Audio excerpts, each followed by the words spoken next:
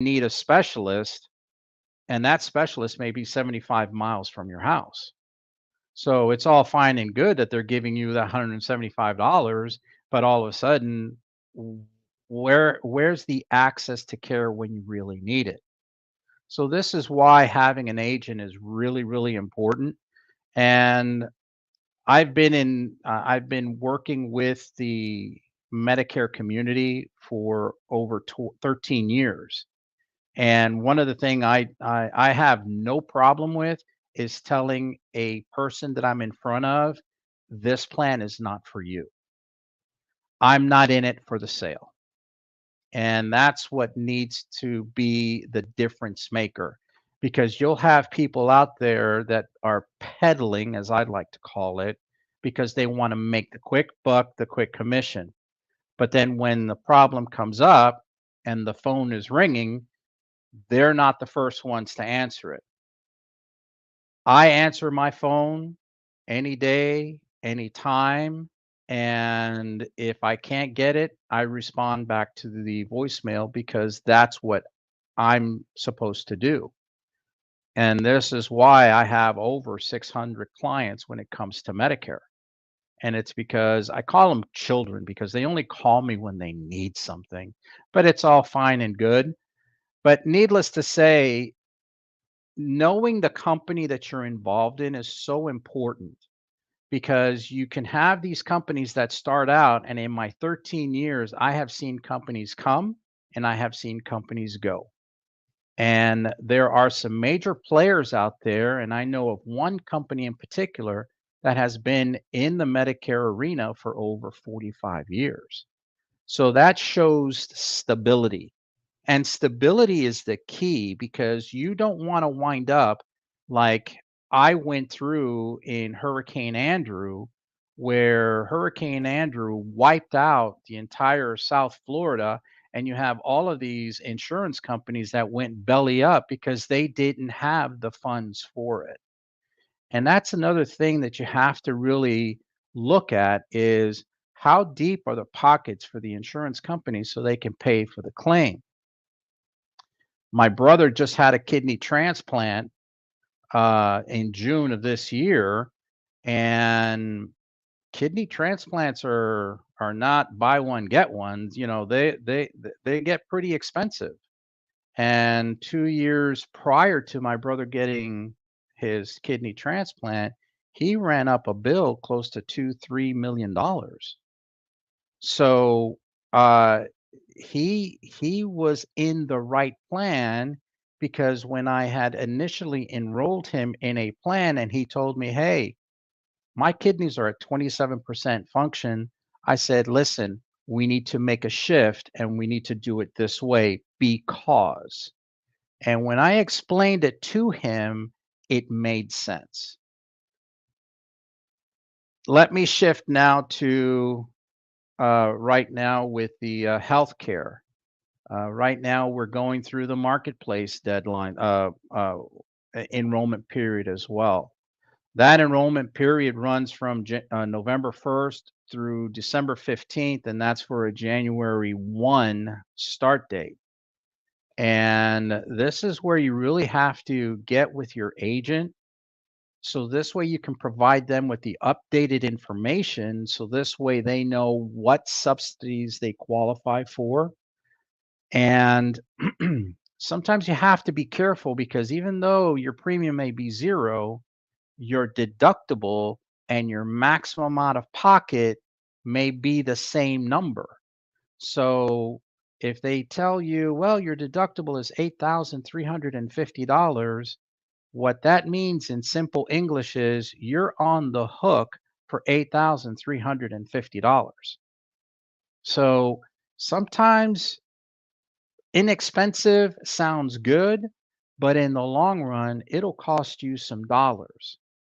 Now, I've touched on the topic of maximum out of pocket, and you see that in the Medicare world, and you also see that in the health insurance world.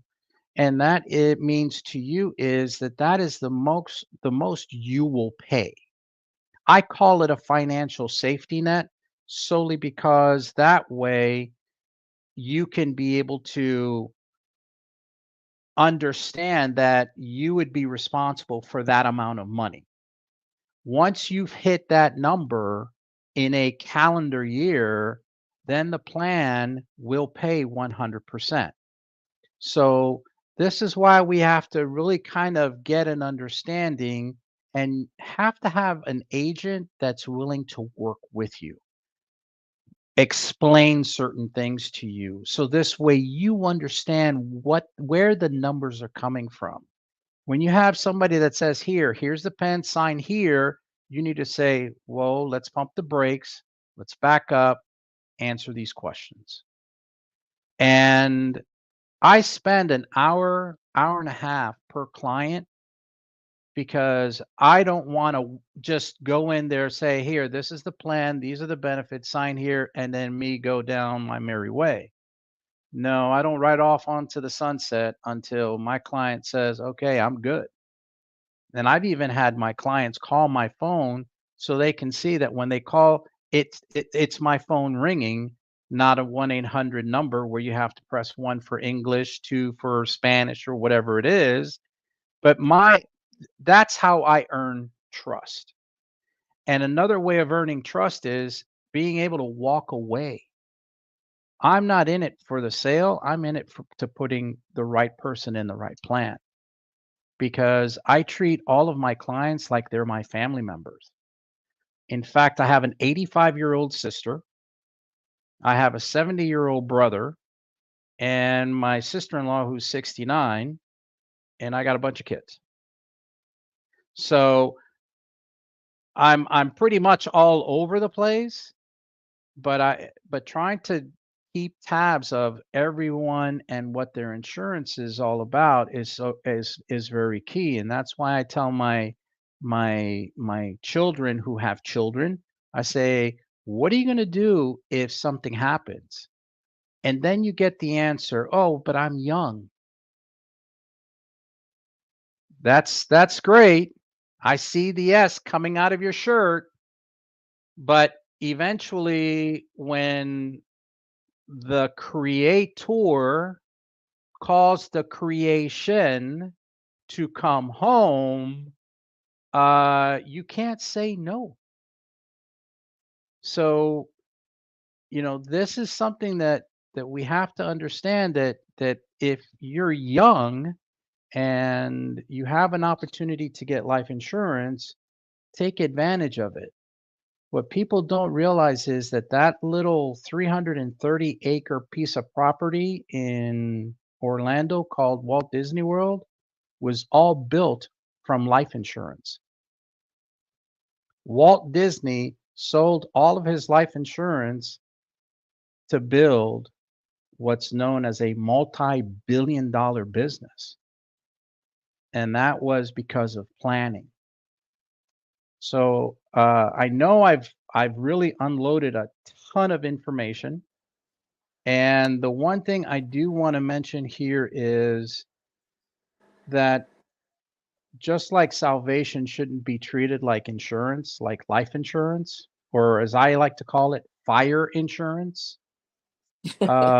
This is something that we really have to take seriously because we have a responsibility.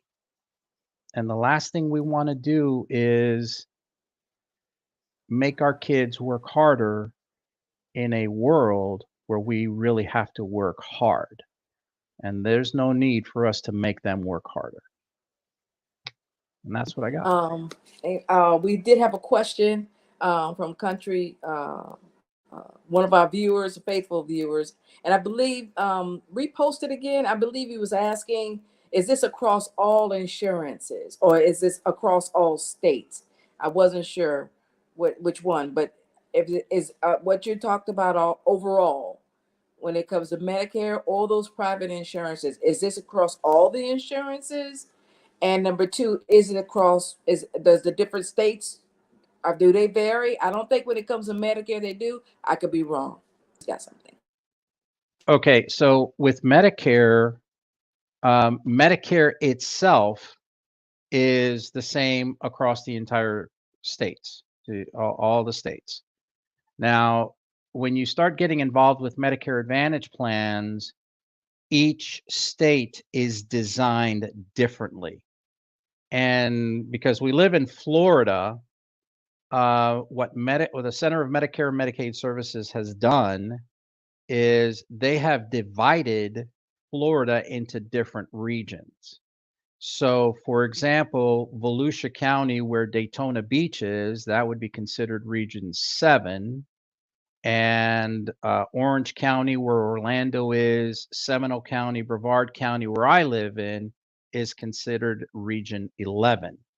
So this is how they've broken each state into different sections. And it's the same with the different states because each state is going to be offering different benefits for different states. When it comes to life insurance, they all have to go through the Department of Financial Services, which is what controls the insurance industry. And that's how they're able to determine premiums and what they insurance companies can charge. And with health insurance, again, same thing. It would be all determined and based on the states and the county or the region that you live in. I have a question. You said that Medicare doesn't start until 65. I thought it was 62 or 63. Well, in actuality, people can retire from Social Security at 62 and a half. Now, Social Security and Medicare in that particular example are different because retirement age, that's the youngest that you can classify yourself as retire. But you can't qualify for Medicare either if you have a disability for 2 consecutive years or if you have been diagnosed with kidney disease. And you can qualify for Medicare at any age at those particular ailments. Okay, I got one more quick question. Okay. So, what if you've had a kidney transplant? Do you still qualify? That would depend on the individual if they can go back to work. Mm-hmm. Now, that's going to that what determines a disability. If the person is unable to earn a living, or if they do, that's a good question on life insurance. In regards to if you can earn a living, then then they won't allow the disability. Mm-hmm. Some people with back injuries, neck injuries, diagnosed with depression, things of any type of certain mental health needs would qualify for a disability. Now, to address that question about borrowing life insurance, the answer is yes, you can, but it would depend on the type of life insurance. You won't be able to borrow on a term insurance plan.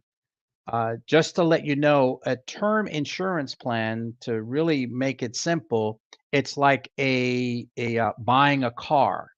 You buy a car with an 8-year term, or I'm sorry, a 5, 6, or 7-year term, meaning that you're going to pay off the car within 5, 6, or 7 years. Well, with a term insurance, it'll allow you to have so much life insurance in the sense of years with the same premium.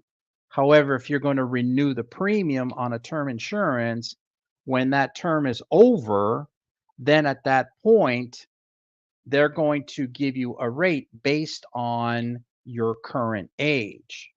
Now, the type of insurance that you can borrow from is considered a whole life. Now, a whole life plan will be a little more expensive, but what it builds is called a cash value.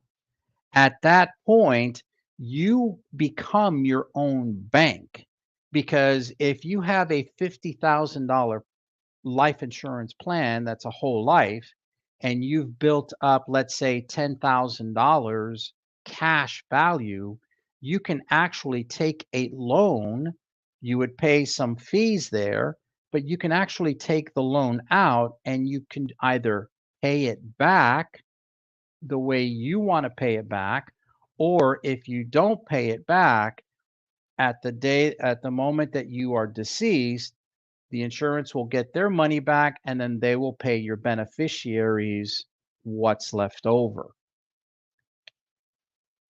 Regarding the question on kidneys, I didn't catch that real quick. It I think looks, it I said think that the she kid, said, For kidney issues. Okay, so one of the things that and I'll explain with Medicare, and in fact, I have a friend of mine who did have kidney failure, and the insurance did help with the cost for her getting dialysis every day while her kidney gained function. Um, from what I remember, also my friend's wife, they ran up the bill for about $2 million, and they were responsible for their deductible was $2,500, and then their maximum out of pocket was, I want to say, $7,500. I could be off on the numbers, but they're pretty close. So the bill was 2 million, and he was responsible for 7,500. I'll pay 7,500 over 2 million anytime. So that's why it's always good to know what the plan will and will not do. And then there was one more question I didn't catch. I think it says yeah, what qualifies you for something. I missed it. what type of things restrict you from Okay. qualifying for insurance plan? Okay. Well, this is where we really have to kind of understand um, insurance policies. Now, you'll get some when my wife and I went to apply for an index universal life, which is another type of money saving insurance plan. Um, my wife didn't see a doctor for so many years. So they came in and did what's called a paramed, where they came to the house and they tried to find something on my wife because she didn't see a doctor for 10 years. And she came out with a clean bill of health, and they went ahead and issued the policy. But sometimes when it comes to life insurance, certain medications will trigger where you'll get declined for life insurance. Certain ailments will also disqualify you for life insurance, but there's also life insurance plans that are called guaranteed issue. And this is where they will insure you. The face amount will not be as high as you would like it to, but the insurance is going to be expensive. So you want to make sure that with the health condition that you're facing, if uh, if you survive for the first 3 years, then you'll be fine. If you don't see a doctor, would it mean what? Okay, Yeah, that you're okay. yeah. If you don't see it, yeah, gotcha. But when it Well, so yeah, based but they get they'll find something. But with guaranteed insurance, what they'll do is if you were to pass in the first year, what they'll do is they'll return the premiums plus 10%. If you survive the second year, they'll return the premiums plus 20%. But then if you survive the third year, even with the ailment, then they will pay what the face value is amount, or the face value is on that. So that's how they still offer insurance, but if you've got a condition where most insurance companies will decline it, this is where the guaranteed issues will come out, and for $5,000, depending on your age, will be in the hundreds of dollars. Wow. So Go ahead, Trey. Go. no, just a question. This is, I mean, this is great information. I think it'll behoove us to have them on again, because I think when people try to get insurances, they don't understand it. I know mine for one, and it's fun, interesting you brought up too, because I remember when my dad was living, and I would take him to the doctor, and they would ask, he had TRICARE for life, military, and Medicare, and then they asked, is he getting Medicare because of a disability or because of his age? And so he was getting it because of his age at that particular time. But one thing I want to maybe bring up, what types of services or other things that a person who what are the benefits? So one of the things the concern is, I know quite a few of my friends are caregivers.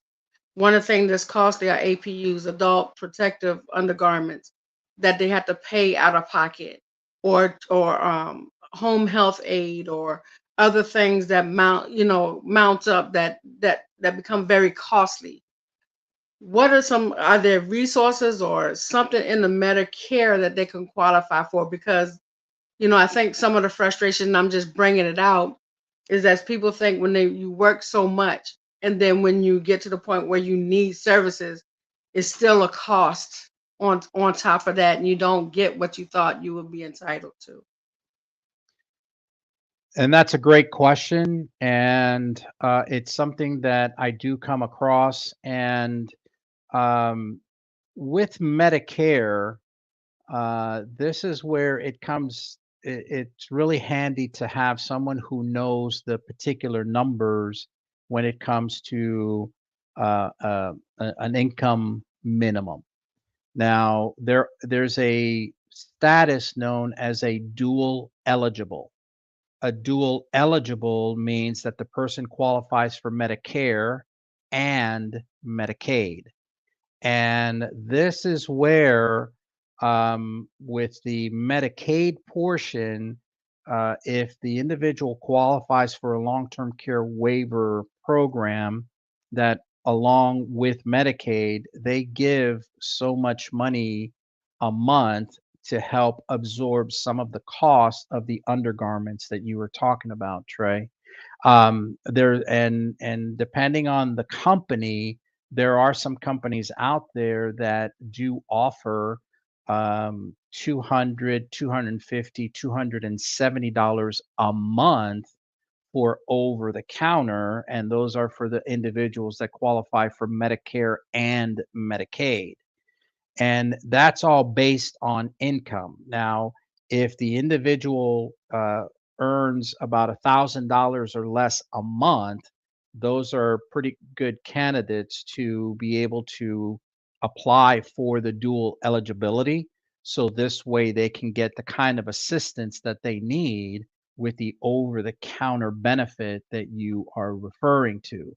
But if you earn more than that, then that's where you have to kind of look for a company that's offering so much money for over the counter that they get an allowance. Some companies offer monthly, some companies offer quarterly, and some of those allowances that they give can be used to purchase those undergarment accessories that you are referring to. So it's just a matter of um, the eligibility of the individual. And we Thank you. also, thank you so much. I mean, we definitely gonna have to have you back on, because we can go so many ways with questions and stuff. But you've got to be in this day and age now, and if you agree with me, you've got to be very creative. Back in the day, well over 40 years ago in Palm Beach County, we had a social service agency, Palm Beach County Social Service, where I could solicit, if I had a client that needed respite. I could get anybody I could find, the neighbor or someone, to provide respite weekly, and that agency would pay them directly. That long that has gone away. You've got to be very creative. If it was me, I my my most of my mission, which is dealing with my elderly, I'm not going to be surprised to hear this request, because they're not going to be eligible for dual status. So I will be networking with the churches that are open and asking them, okay, this church you've got in this city, in this neighborhood, you have 8 elderly people living by themselves. They've outlived their families. And I've got 3 churches here within walking distance. I need you to adopt these families. And if they need, you're going to check on them, and and I know they'll do it, because, it's just, we got to be very creative now. So look at your resources, identify your social resources in your area, that do charitable work. Your First Baptist churches, if there's one nearby, that's a big one. I know here, the main one here received $1 million grant years ago. And they put a social worker inside the church to help the family. But we're going to have to be very creative now. And because what we're thinking, or who we think we could trust or we could rely on, that's not in place anymore. So be creative. Call us, talk with us. I know you saw us while, I'm going to call him Pastor Miguel. He's pastor to me. Was talking. I'm nodding my head. And I know Tommy and Trey, we're nodding our heads because we've been in social services for, most of our professional lives. And we've lived this personally, where I had to go and ask family, I need you to send me, mom needs diapers, and or go to the church and say, okay, I've served, and all I'm asking, I need you to help me. So you could go buy the diapers. You don't have to give me the cash money, but I need some help right now. I had to bury my mom. I had to ask the county, because we had my mother with her Alzheimer's failed to pay, and we didn't know what was going on, the status and everything else. And I had to have a graveside funeral for her and let the city help me pay for that. And that hurt me. But my mom always said, don't put. And when I go to look for the insurance policies and stuff, so that's another thing too I want to say. And then we got a couple of more, about 5 more minutes. If you have an adult parent still living, I almost don't care about your relationship over the years. Mm-hmm. You have to look after them, because God's commandment, honor thy mother and thy father, that don't mean that you move them in with you. That don't mean that you lay out the red carpet. That don't mean that you give half your check to them. That don't mean that. That thy days may be long. That's the only commandment that's got a promise. And trust me when I say, he will live. You will, if those who have honored their parents, we're going to live a long time. We're going to live a long, healthy time. So you need to do whatever you need to do. Don't go in there taking their assets. Don't go in there wondering what's left in the will. Don't do that stuff. Come on, because you will be held accountable. Lisa, can I just They will add? outlive you. I just Yes, want to go throw ahead. something in there, just to piggyback. And I think while we have the platform, it would behoove churches and faith-based organizations start a senior outreach ministry, do APU drives, if you pull-up drives or something. We do stuff for children, babies, a diaper drive, pamper drives, whatever drives. But do those too, for not just for senior, but people who are incontinence, because it is costly. Those things are very, very, very expensive. And so, and if you can't afford to change yourself on a regular, then it leads to other stuff, rash and open wounds and all this other stuff that we can't even fathom.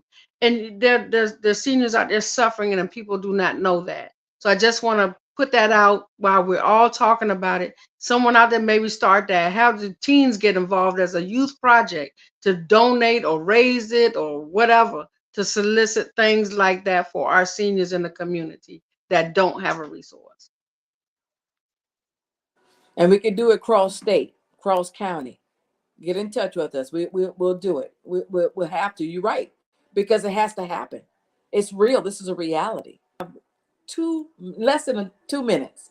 If you want to just say an encouraging word, please do so. And if it's okay, we're going to have you back, because I can see that people are really talking and they're going to share this program, and people are going to have more questions. So please take it from here. I'm going to be quiet. And thank you, I just want to say thank you so much. You made it, you just kind of broke it down. Thank you so much. You're welcome. I My pleasure. appreciate all the information that you were giving. You have no idea.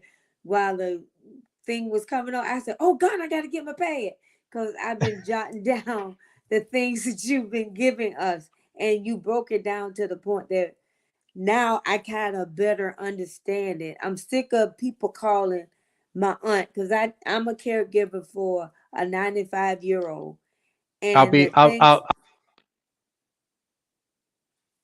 we can't hear you.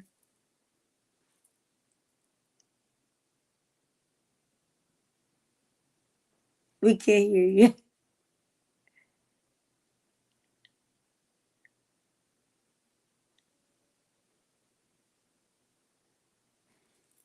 You're on mute. You're muted. Yeah, you're muted. All right. Okay. Can you hear me now? Okay. Yes. Real quick. If people call and they're saying if they're from Medicare, they need to say it's illegal for you to call me. Oh, thank you. It's illegal to call because Medicare does not permit solicitation. And when people call and say, hey, do you know that there have been changes to Medicare? Well, the only changes is the Part B deductible and the premium. Those are the only changes that they need to know. And if they're starting to push any other product, that's a form of solicitation, highly, highly frowned upon through Medicare. Thank you. Oh my God. Thank you. Oh, wow. All right, well, that's our time, y'all. We're going to have him back. I will be talking with him ASAP in the next 24 hours to get him on a Monday night for this Yes. month. We're not going to let it go into the next month. We will get him back on. You let people know, share this video, share the podcast, and I'm sure we're going to have plenty of questions on the next round. That's our time, guys. I'll see you next week. God bless you all. And thank you, Pastor Miguel, as always. Thank Y'all you. be blessed. See you next Bye-bye. week, same time, same station. Bye-bye. Yes.